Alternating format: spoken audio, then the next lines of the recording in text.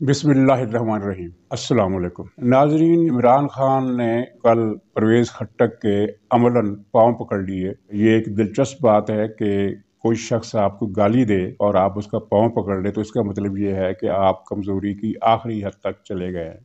پرویز خٹک نے عمران خان سے جو کچھ کیا اور جو تو تڑاک کی، وہ وزیر اعظم تھے اور پارٹی کے صدر تھے، ان کے ساتھ جس طرح کا رویہ پرویز خٹک نے اپنایا اور جس طرح سخت لہجے میں، کھردرے لہجے میں اور نہایت بدتمیزی اور بے احترامی کے انداز میں عمران خان سے خطاب کیا، وہ گالی دینے کے مترادف تھا۔ لیکن عمران خان کو، جیسا کہ میں نے ایک دن پہلے بھی کہا تھا کہ اس کو پتہ ہے کہ پرویز خٹک کا ایک حلقہ ہے تو وہ اتنے سے زیادہ ارکان کو ناراض نہیں کر سکتا، اور نہ صرف یہ کہ بلکہ بات اس سے بھی آگے بڑھ گئی اور کل یہ جو باغی رکن ہے نور عالم، اس کو شو کاز نوٹس دینے کے لیے پرویز خٹک کا انتخاب کیا گیا۔ یہ اس کے پاؤں پڑنے کے مترادف تھا کہ میں تمہاری کتنی دلجوئی کرتا ہوں، ایک ناراض باغی کو اپنے ساتھ ملانے کی کوشش، اور خاص طور پر ایسی صورتحال میں جب پرویز خٹک وزارت عظمیٰ کے 3 امیدواروں میں سے ایک ہے جو پی ٹی آئی کے اندر اس وقت سرگرم ہے، اور اگرچہ اس کے پاس قومی اسمبلی کے 10 سے زیادہ ارکان نہیں ہیں، لیکن کہا جا رہا ہے کہ یہ پی ٹی آئی کے اندر وزارت عظمیٰ کا سب سے مضبوط امیدوار یہی ہے، کیونکہ ایک دو جو دھڑے دوسرے ہیں جن کے پاس زیادہ ارکان ہیں ان کو فون آ جائیں گے کہ تم نے پرویز خٹک کا ساتھ دینا ہے، اور اس طرح پرویز خٹک کے پاس کہا جا رہا ہے کہ ادھر ادھر سے ملا کر 80 ارکان کی حمایت اس کو مل سکتی ہے۔ پرویز خٹک نے بدتمیزی بھی کی اور وہ وزارت عظمیٰ کا امیدوار بھی ہے اور وزارت عظمیٰ کے لیے لابنگ بھی کر رہا ہے، اور پھر اسی پرویز خٹک کو عمران خان نے نہ صرف یہ ہے کہ نور عالم کے خلاف انکوائری آفیسر مقرر کیا، جبکہ پرویز خٹک کا کوئی عہدہ ایسا نہیں ہے کہ وہ شو کاز نوٹس جاری کر سکے، اور ساتھ ہی یہ بھی کہ عمران خان کل خصوصی طور پر پشاور پہنچا اور وہاں جا کر پرویز خٹک کے پچھلے 5 سالہ دور کی ایسی تعریفیں کی کہ لوگ حیران رہ گئے، اور کہا کہ پرویز خٹک نے جو بھی اقدامات کیے ہیں خٹک حکومت نے، وہ نہایت پائیدار تھے، دور رس تھے، مفید تھے۔ یہ پرویز خٹک کی اتنی تعریفوں کو کیا رنگ دیا جائے، کیا معنی پہنائے جائیں، اور یہ پرویز خٹک کی جو تعریف تھی وہ خوشامد کی حدوں میں داخل ہو گئی۔ اب آپ بے بسی اور بے کسی کا منظر دیکھیے کہ پرویز خٹک جیسوں کی خوشامد عمران خان کو کرنا پڑ رہی ہے، اس وقت کرنا پڑ رہی ہے جب پرویز خٹک وزارت عظمیٰ کے امیدواروں کی دوڑ میں سب سے آگے جا رہا ہے۔ تو یہ مکافات عمل ہے یا رسوائی کا ایک نیا باب ہے جو عمران خان کے سر پر چڑھا ہے، اور اب عمران خان کو اچھی طرح پتہ چل گیا ہے کہ اسے بچانے والے بھی اسے بچا نہیں سکتے۔ اسی بوکھلاہٹ میں وہ کچھ ایسے فیصلے بھی کر رہا ہے جس کے نتیجے میں اس کی اپنی پارٹی کی اور اس کی اپنی بھد اڑ رہی ہے۔ مثلاً اس نے وزیروں کو لگا دیا کہ تم نے یہ بیان دینا ہے کہ یہ ڈیل کرنے کی کوشش کر رہے ہیں۔ ظاہر ہے کہ سارا وہ جھوٹ ثابت ہو گیا ہے، کیونکہ جن 4 افراد سے کے بارے میں جو کہا گیا ہے کہ انہوں نے فوج کے سربراہ سے نام لیے بغیر کہ فوج کا سربراہ تھا، لیکن مطلب واضح تھا کہ کس سے ملے، تو وہ فوج کے سربراہ سے ملے اور کہا کہ آپ نواز شریف کو ڈمپ کریں، ہمیں کنسیڈر کریں، اور ان میں شاید خاقان عباسی بھی شامل تھے، خواجہ آصف بھی شامل۔ اچھا، خواجہ آصف ایسی حرکت نہیں کر سکتے، لیکن چلیے ایک لاجک ہے، کیونکہ وہ خواجہ آصف جو ہے وہ شہباز شریف کی لابی میں تصور کیے جاتے ہیں، تو چلیے ایک الزام لگانے میں ایک گنجائش مل جاتی ہے۔ صحیح نہیں ہے، الزام غلط ہے، لیکن گنجائش ایک مل جاتی ہے کہ بھی چونکہ وہ شہباز شریف کی لابی میں ہیں اور شہباز شریف نواز شریف کے بیانیے کو نہیں مانتے اور یہ اس طرح کی بات ہے، تو شاید بھی کر دی ہوگی۔ لیکن اس میں شاید خاقان عباسی جو شہباز شریف سے بھی بڑھ کر نواز شریف کے وفادار ہیں،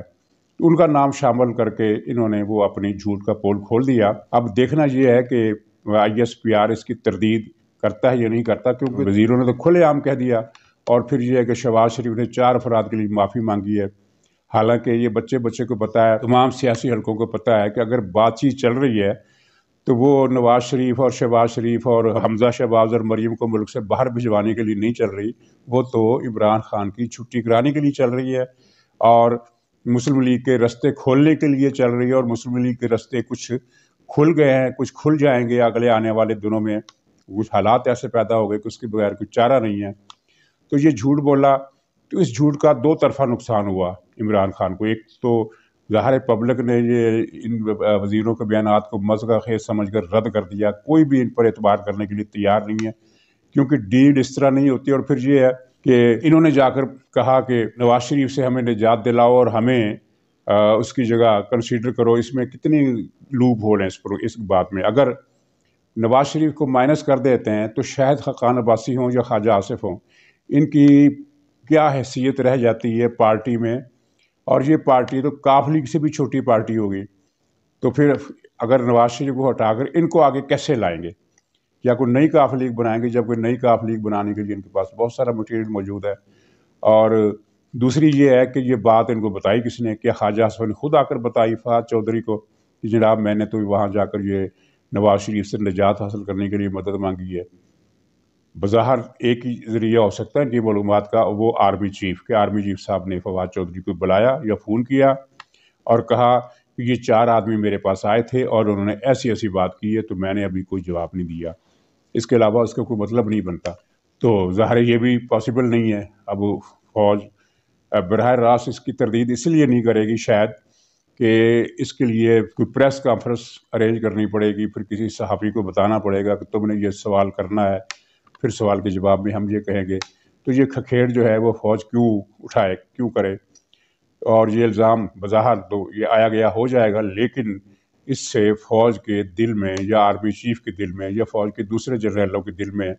ایک جو منفی سوچ، منفی رد عمل یا منفی اندازہ ان کی ٹی آئی کے خلاف، عمران خان کے خلاف بنے گا۔ اور یہ ایک بہت بڑی حماقت انہوں نے کر دی ہے، جس کے 2 طرفہ نقصانات ہیں۔ ایک عوامی سطح پر نقصان ہے، ایک ادارہ جاتی سطح پر نقصان ہے۔ اور اسی عمران خان نے یہ شیخ رشید کو کہا تھا کہ تم نے یہ بیان دینا ہے کہ فوج کا ہاتھ شریفوں کی گردن پر پڑے گا۔ ظاہر فوج نے ایسا کوئی فکرہ نہیں کہا ہوگا، یہ پرانی بات ہو گئی کہ اگر فوج ایسی بات کوئی کرتی، اب فوج ایسی بات کیوں کرے گی؟ یہ شیخ رشید نے اپنی طرف سے بلف مارا اور اپنی پوزیشن فوج کی نظروں میں بھی خراب کر لی۔ پتہ نہیں وہ بے ساختگی میں یا جوش میں عمران خان نے کہا ہوگا کہ وہ ایسی بات کرو جس سے میری پوزیشن بہتر ہو، اور اندازہ ہو کہ ڈیل ویل کچھ نہیں ہو رہی۔ حالانکہ ڈیل کی خبروں سے اس وقت عمران خان کی نیندیں اڑی ہوئی ہیں۔ اگر آپ اس کے خطاب کے دوران کی وہ ویڈیو دیکھ لیں تو آپ اس کی آنکھوں کو اوپر غور کریں، وہ اس کی آنکھیں اور اس کے گرد حلقے، اور جس طرح اس کے لہجہ، تھکا ہوا لہجہ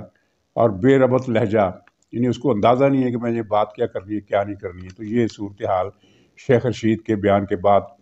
اور اس کے بعد یہ 4 وزیر، یہ یعنی وہ اسی بوکھلاہٹ میں جو ہوا میں ماری گئی دلتیاں ہیں،